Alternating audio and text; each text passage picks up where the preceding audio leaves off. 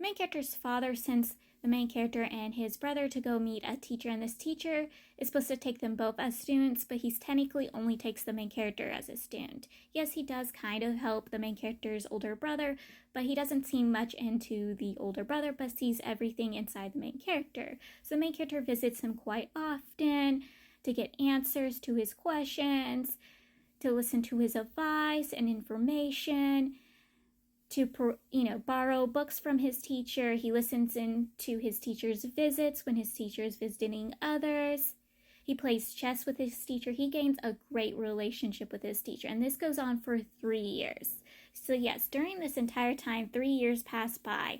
So the main character goes from 15 to 18, and the male lead goes from 22 to 25 over the years. So there is an issue when it comes to the war, and it's typically called no food. Like, the soldiers are being left to starve and die out of hunger because, again, they are not sending them enough food resources. So the main character decides to donate some food himself, which leads others to donate food, but it's not enough to provide to the soldiers. Because, again, this leads to the soldiers being very upset and going against orders, like going, nope, we're not doing this anymore if we're going to be left to die and starve. Like, they are not pleased. Because of everything was going on with the war, the third prince loses the war, and he loses really badly. The main character has 2 bridges built, suspensions bridges, built to make it much more easier when it comes to travel between his section of land to the village. So making it easier on him and his people and the people of the village when it comes to the resources and providing and selling of his stuff. The main character and his uncle had opened up a rice shop to bring in more dough and money into their pockets. And yes, the tea trees are now providing tea. So yes, things are going good for the main character. I mean, the main character is like rowing in that dough. The main character is very lavish. Like, he has enough money to live good. The main character's teacher tells him to go take the turbulent exam. I mispronounced that word so badly, but yes, he's sent to go take the exam in the capital once more, and it's still a long ways away, but yes, the main character is going to be taking that exam, and his pupil is going to go with him to take the exam, and the main character goes to see if his older brother is going to take the exam. His older brother is not going to be taking the exam. He's going to stay back home. The main character tries convincing him to go with him to the capital anyways to see the fun that can be done in the capital, and his brother's like, no. Like, I'm not going to take the exam. I'm not going to capital. He even tells the main character the truth of how he passed the professional exams. But yes, their relationship is much better than it was years ago, especially since his elder brother likes to pamper and spoil the main character every time they see each other. Like, his older brother's always bringing him gifts, like money or just items. So they arrive to the capital, and things are rocky. Like, the soldiers are going around questioning everyone, checking everyone's papers, and they even try to pick a fight with the male lead when they find out the male lead's identity, before they find out that he's a slave, and they are able to prove that he is a slave to the main character. They try to have them dragged off to be questioned. Like, it is a very hostile situation right now. Like, the main character thought he'd go to the capital, take the exam, study for the period of time, and have a little bit of fun here and there in the capital, show his pupil around, show the male lead around, but no. Everything is very hostile right now. The Chancellor's son sends the main character an invitation to a banquet in the main character's honor, and the main character's not sure if he should go or not. Because, again, he hasn't had a relationship with this dude for 3 whole years. He's wanting to keep this distant relationship with the dude, especially when he has a close bonding relationship with the third prince, and that the Chancellor's son's part of the Crown Prince's faction. Because, again, he doesn't want to hurt the third prince by being with this dude, but he also doesn't want to hurt his future by not going and visiting with this dude, because he knows this dude could do stuff to him in the future. Like, he is in a sticky situation of not knowing if he should go or not, or continue a relationship with the dude that he used to have in the past. So this scene had me so terrified. So I'm going to explain the scene. So the third prince comes and visits the main character, And you're thinking, oh, this is going to be a sweet, good time. It's obvious that the third prince has feelings for the main character, or at least cares for the main character.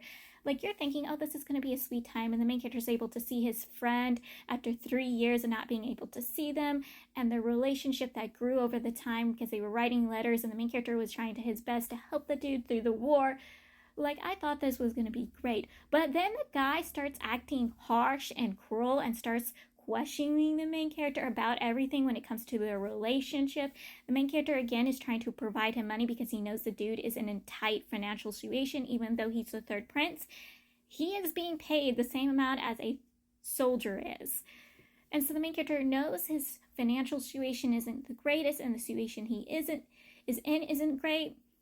And this dude is treating the main character so vile, so terrible. Like, I was freaking out over it. Like, I was terrified. I was like, what happened to my sweet, flirty prince?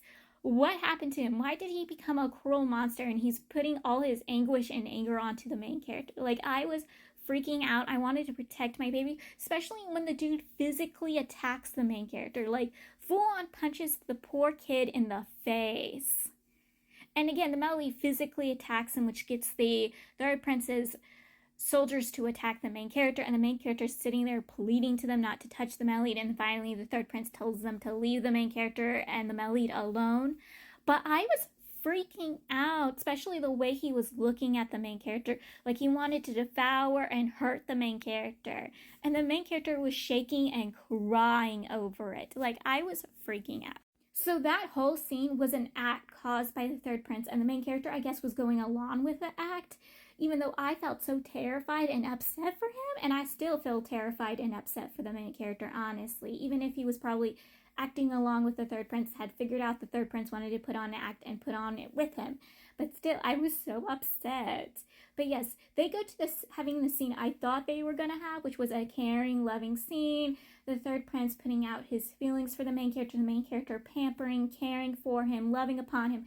They're kind of giving wife and husband at this time, while the Melody's just watching at the sidelines, very furious, just like I am with the third prince, with the way the third prince acted towards the main character in front of everybody. And like, the third prince had came to the main character, 1, for money, 2, he wants the main character to have a close relationship with the chancellor's son. He wants him to get close to the dude. He also wants the main character to avoid the crown prince and the emperor as much as he can, because again, this will have the chancellor's son turn against the main character. He wants the main character to be safe and sound. This is why he put an act on, was to protect the main character from the chancellor's son and the chancellor's son's people and the crown prince's fraction. He did it all to protect the main character. He also reveals to the main character his true intentions, and this is the fact he does not want to be emperor. He's not trying to take the throne from the crown prince. He wants to be sent away. He wants to have his own area to rule, like, you know, a princedom, a king, like a princedom. He wants a princedom.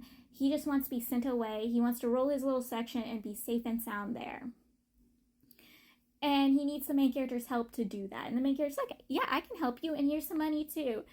But at the same time, I'm eyeing the third prince. Like, I am a little bit suspicious of him after that scene. Like, I am freaking out and very wary.